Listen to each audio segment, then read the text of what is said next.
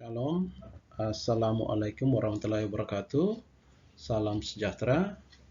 Perkenankan saya Yapi Jowarauta, salah satu calon asesor pada BAN SM Provinsi Nusa Tenggara Timur tahun 2022. Pada kesempatan kali ini saya akan coba menyampaikan materi tentang salah satu cara penggalian data melalui telaah dokumen. Adapun teknik untuk melakukan telaah dokumen adalah sebagai berikut. Yang pertama tentu kita perlu mengetahui butir-butir yang memerlukan penggalian data melalui telaah dokumen. Yang kedua, untuk setiap butir kita perlu memahami nama-nama dokumen yang akan ditelaah, kemudian beri tanda nama dokumen yang akan digunakan lebih dari satu butir, dan pastikan kita pernah melihat bentuk, model maupun contoh dari dokumen tersebut.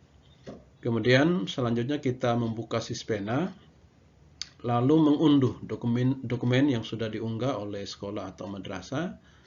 Dan yang keempat, lakukan telaah dokumen. Ini untuk dokumen yang sudah diunduh dari Sispena dengan cara mencermati poin penting atau substansi dari isi dokumen tersebut.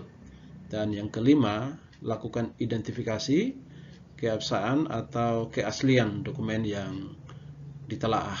Dan yang terakhir, tentukan nama dokumen lain yang belum diperoleh dari Sispena dan akan dikonfirmasi atau diklarifikasi melalui teknik penggalian data yang lain, yaitu wawancara. Nah, di sini kita akan melihat butir yang memerlukan penggalian data melalui telaah dokumen. Jadi untuk 4 komponen yang ada pada IASP 2020, tidak semua butir itu membutuhkan telaah dokumen. Nah, khusus untuk mutu lulusan, pada semua jenjang itu adalah butir 1 sampai 11, sementara pada SMK itu ada butir kekhususan yaitu butir 36 dan 37, demikian juga dengan SLB butir 36.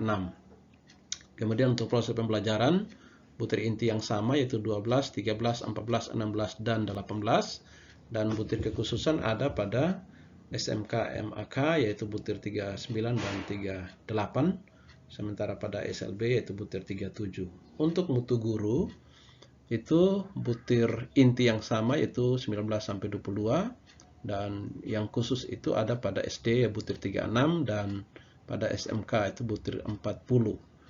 Dan pada manajemen sekolah atau madrasah, butir inti yang sama yaitu butir 23 sampai 35, dan butir kekhususan ada pada SMK butir 41 sampai 44, dan pada SLB itu butir 38 sampai 40.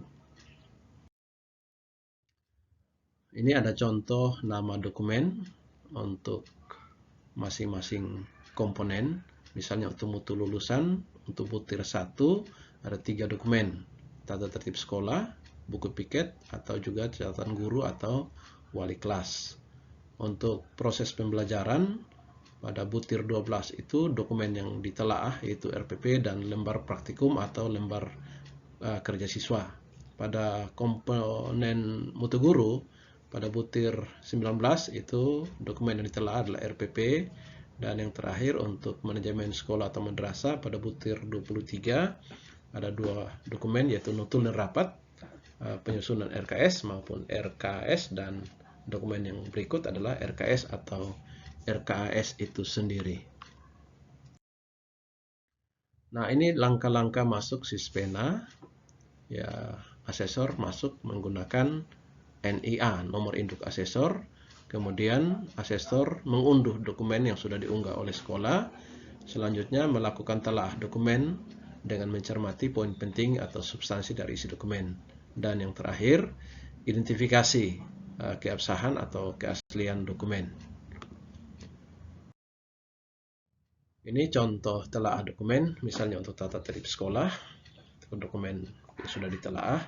Kemudian untuk buku piket dan catatan guru dan catatan wali kelas bisa dikonfirmasi melalui teknik wawancara.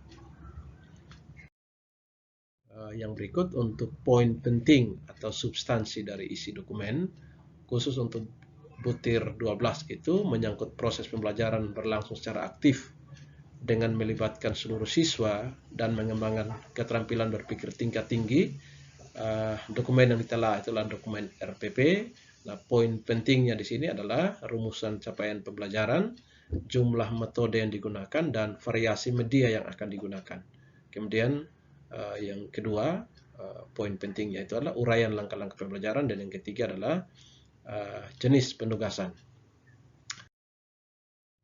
Kemudian untuk identifikasi keabsahan atau keaslian dokumen yang ditelaah itu dilakukan misalnya untuk RPP di sini bisa dengan mengecek tanggal RPP dibuat, kemudian apakah RP sudah ditangani oleh guru maupun oleh kepala sekolah atau wakil kepala sekolah dan sudah dibubuhi cap. Dan terakhir perlu dicermati apakah RPP itu hasil copy paste ataukah memang hasil original daripada guru itu sendiri. Nah, demikian Bapak Ibu penjelasan singkat tentang penggalian data melalui telaah dokumen. Terima kasih, Tuhan berkati.